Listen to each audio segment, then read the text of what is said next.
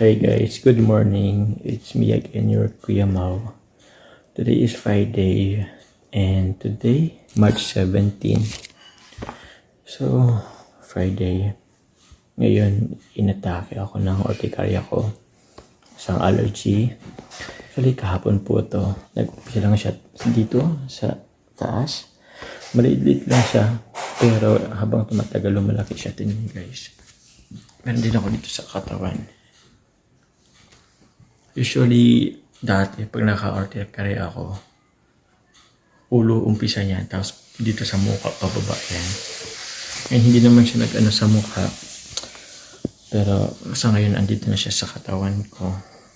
Pababa na rin yan.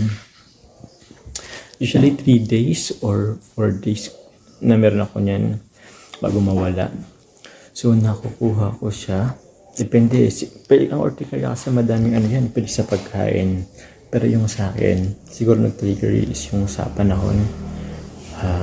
Lately kasi parang hindi umulan. Tapos mahangin. Tapos ngayon, mainit na naman. So, yun. Iba. Depende. So, ilang ano na ako dito eh. Simula bata, meron akong ganito. Minsan, nung bata ko, twice a year. Ngayon, once, or minsan tatlo, depende po eh. Dati, nag-try ako, cetirizine, yung gamot na iniinom ko. Ngayon, ewan ko, parang hindi na siya totally tumatalab sa akin. So, nagtanong ako sa pharmacist, sa isang drugstore dito sa malapit sa amin. Nirecommend sa akin na gamot is Bilaxtin. So, anti-allergy din po siya. Siguro mas matapang lang na dose. Ang pag-intake po ng Bilaxtin, isang tableta po siya. Once a day lang and bawal daw siyang, ay dapat daw walang laman yung tiyan. So, kanina uminom na ako. Hindi pa naman ako kumakain ng almusal. So, sana mag-effect agad siya. Balitan ko kayo guys. Hey guys, good morning. Konting update lang po. It's third day. Day 3 na po ng aking urticaria. Pakita ko lang po. Meron na din ako dito sa may sa may kamay, braso. Ayan. So, ito po siya. Yun, lumalaki siya. Pero kaganda, hindi na din siya sobrang makate. Hindi po siya sobrang makate. Ayan po, meron din sa braso ko. Ayan. Hopefully, pawala naman na siya. So, kailangan lang kailangan lang siguro mailabas. Siguro kailangan lang pagpawisan para mailabas yung So, uminom naman ako ng gamot. Pero this time po, inom ako ng organic na ginagamot sa akin. Dati ni mama. Yung iniinom ko na pinakulan na bawang, inihaw na bawang na limoncito at may kalunggay po. So, yun. Para siguro lumabas na rin po yung init sa mga ko. So, yun guys. Kagandahan din naman po, hindi ako nilagnat or sumakit yung ulo. Hindi rin po ako nagsuka. Pero ewan ko lang po, dito sa inumin ko ba sumuka ako. Kasi dati nung bata po ako, sumusuka talaga ako pag inatake na ako nito, urticaria. So sana po, hindi naman sumuka. Or kung ikakabuti kung sumaka ko, okay lang din naman.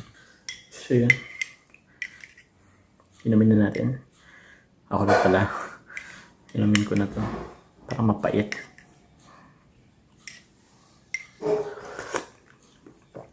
Pangit ang lasa.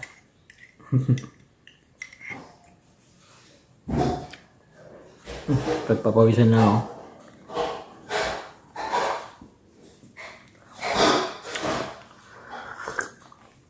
Legit nagpapawisan na ako guys.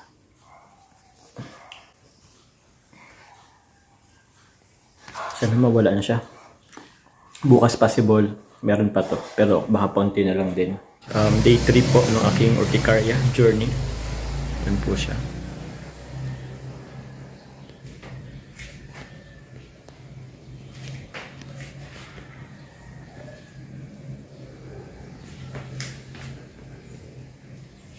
Medyo makati pa rin.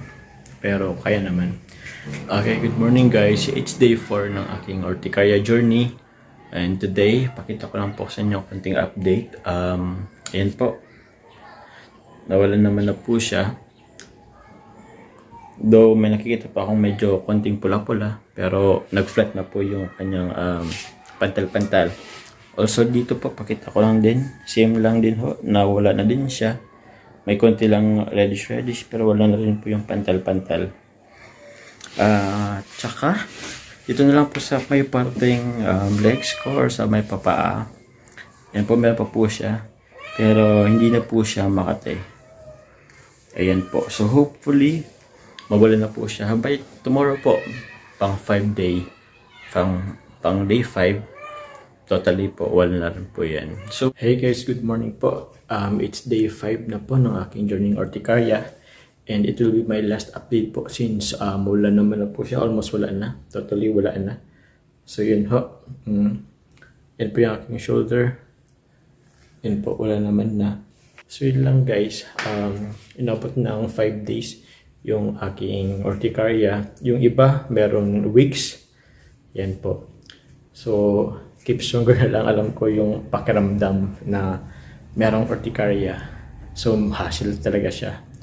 So, yun lang guys. Hope na nagkaroon ng idea tungkol sa ganitong allergy sa mga tao. So, yun guys.